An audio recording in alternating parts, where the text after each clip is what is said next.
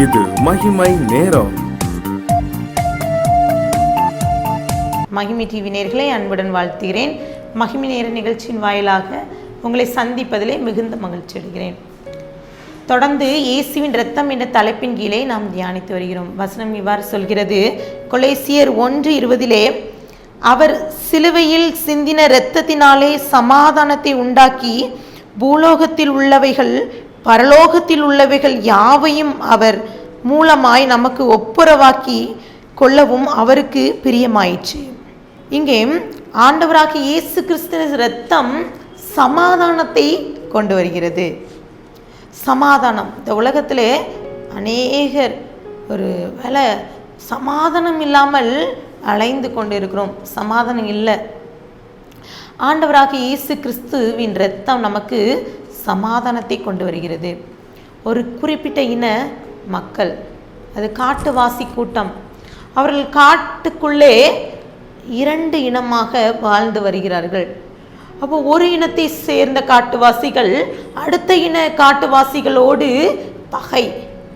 அவர்கள் காட்டுக்குள்ளே ஒரு கோடு போட்டு இந்த ஜனங்கள் அங்கே வரக்கூடாது சொல்லி, இங்கே சில நேரங்களில் நம்ம உலகத்திலையும் கூட நடக்கிற காரியம்தான். அங்கே அவர்களுக்குள்ளே பகை, சண்டை பகையாக மாறி அவர்கள் பிரிந்து இருக்கிறார்கள். இப்போ அங்கே இருக்கிறவங்க இங்கே வர முடியாது, இங்கே இருக்கிறவங்க அங்கே வர முடியாது. இப்படிப்பட்ட சூழ்நிலையிலே ஒரு நாள் போர் மூண்டது. இவர்களுக்கு இருவருக்கும் இடையே மிகப்பெரிய போர் வந்தது.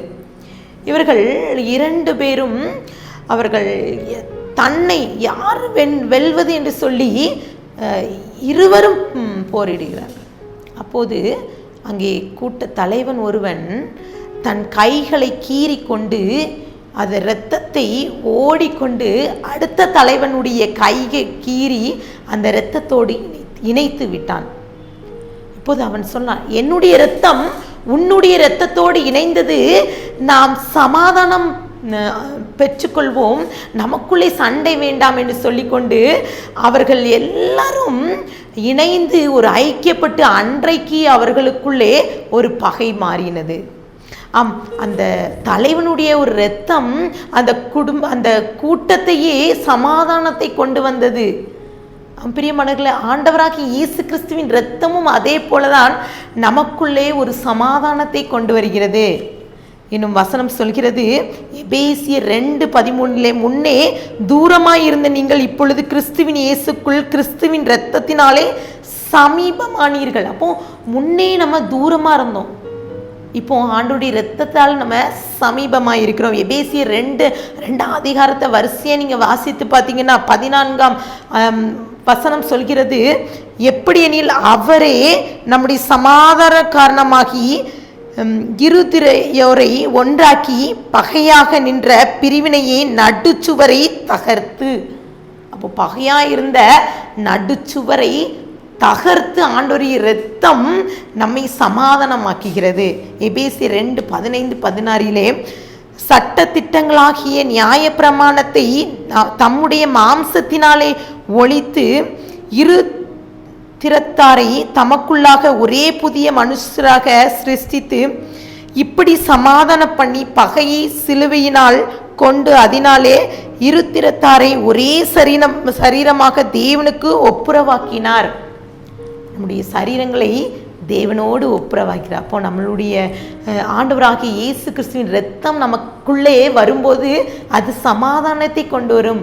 வசனம் சொல்கிறது, மத்தேயு 9 சமாதானம் பண்ணுகிறவர்கள் பாக்கியவான்கள், அவர்கள் தேவனுடைய புத்திரர்கள் எனப்படுவார்கள். அப்போ சமாதானம் நமக்குள்ளே சமாதானம் இருக்குன்னா நம்ம தேவனுடைய பிள்ளைகள்.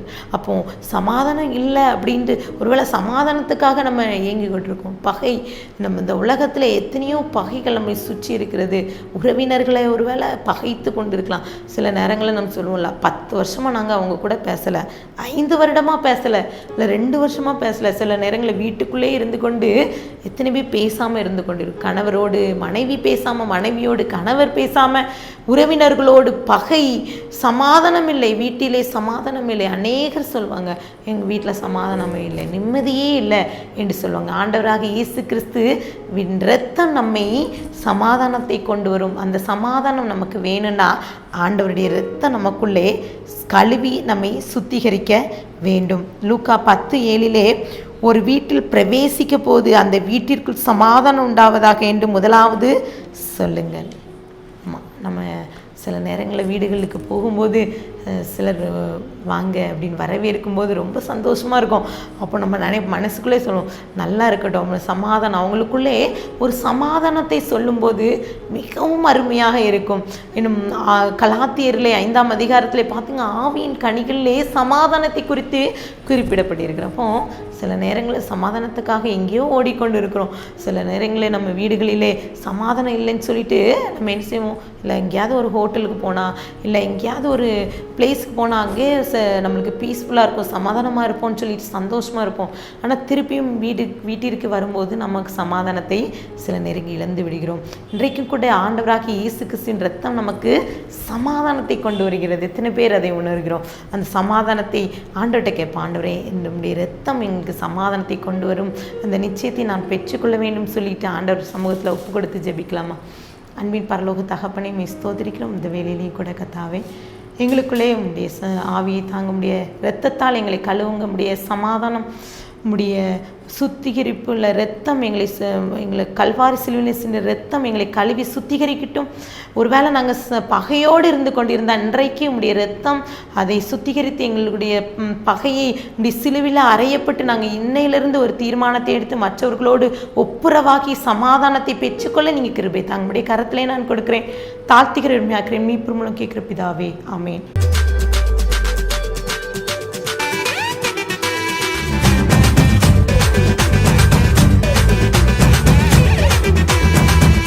மகிமை மகிமை மகிமை